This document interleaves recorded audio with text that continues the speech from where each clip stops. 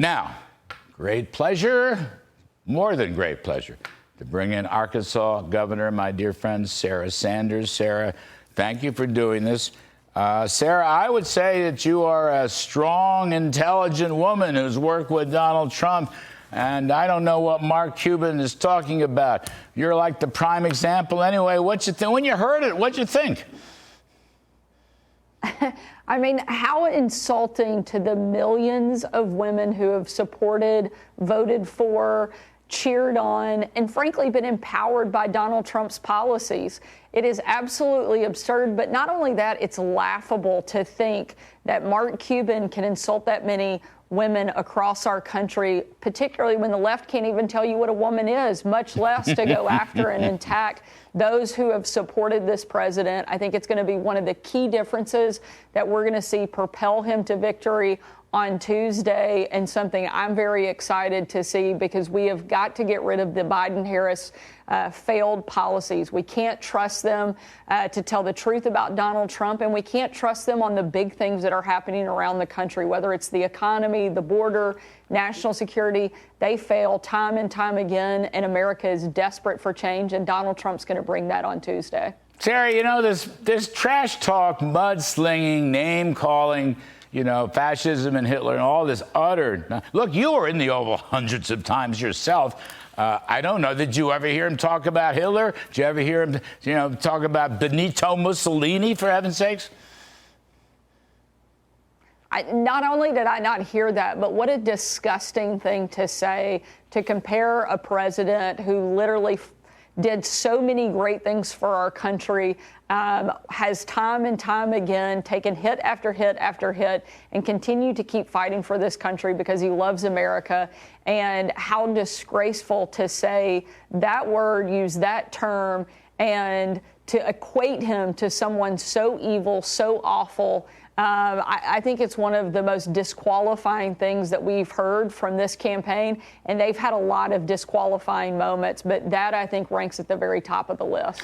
I mean, you know, Governor Sarah Sanders, the last few days of the campaign, you've got all this mudslinging and trash talk and, you know, smearing him and so forth and so on.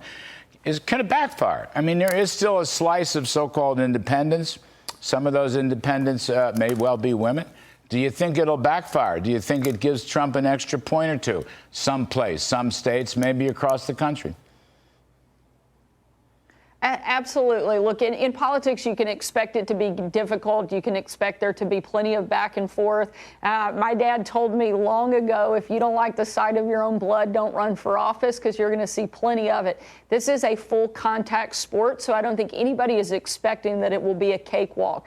But the level of, I think, just disgraceful comments that have come from Biden, from Harris and their supporters when it comes to calling half of the country garbage, comparing them to one of the most evil people to ever walk the planet, those are disgraceful, disqualifying terms, and I think it is definitely going to backfire, and it will be one of the, I think, key reasons that you're going to see not only their bad rhetoric, but their bad policies are going to be the reason that Donald Trump wins on Tuesday and wins big. And I think that the country is going to be infinitely better because of it. You know, I remember a couple years ago, you gave a fabulous State of the Union rebuttal, Joe Biden State of the Union rebuttal. And if my memory serves me, I know I'm old and infirm, but if my memory serves me, Sarah Sanders, you set up this paradigm of normal and crazy. Remember the normal and crazy? I think that's kind of the way you put it, comparing what common sense would dictate versus what you were seeing out of the far left Biden-Harris. Now, if I'm wrong, please tell me what the exact wording is. But I think that's what you were saying. And I just wonder, it's sort of like now, today, everything you said way back then is even truer. Larry, I would never say that you were wrong, especially not on your own show, and I don't think you look a day over 40. So you certainly have all the energy of a 20-year-old and the look of a 40-year-old. But you're exactly right. This race, And I think that the decision point for America is, do you want to go down the path of crazy policies that we're seeing under the left and under the Biden-Harris administration? If you like the direction that they're taking our country, they're there. If you want normal, empowering policies, then Donald Trump is the candidate that you need to vote for and support. And I hope that millions of Americans will do exactly that and make sure that their voice is heard loud and clear, and that we remind the left that we do not want their crazy policies infiltrating our homes, our schools, our businesses, our communities, but we want to be empowered to make our own decisions, and that's exactly what Donald Trump is going to deliver, and one of the key differences in this race, and I think it will be a deciding factor on Tuesday.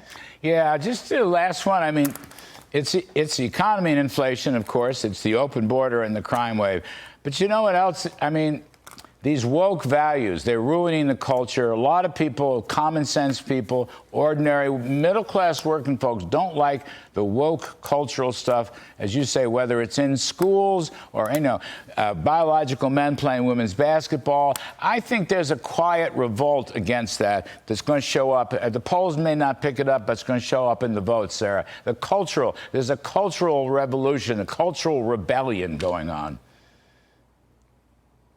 It's people who absolutely love our country and want America to remain the greatest country on the face of the planet. We still want America to stand for something. The reason America is great, the reason that it is the best country that the world has ever known, is because we're the freest country that the world has ever known. And we have a government that is set against and wants to take away that freedom. But thankfully, there are millions of Americans who are not going to allow that to happen. They're going to stand up, they're going to make their voices heard, and they're going to vote for Donald Trump on Tuesday and remind the left that we don't want their bad, destructive policies infiltrating every aspect of our life. And that's exactly what we're going to see. And it's one of the things that I'm proud to cast my vote in support of a president and in support of a person who I know is going to continue to fight for the freedoms and the things that make America such a great country. Terrific. Governor Sarah Sanders, thank you very much for coming on. We know you're awful busy, but it's great to see you. And I'll live up to my 20 years old status. I'll go out and do some push-ups. Thank you, Sarah. Terrific stuff.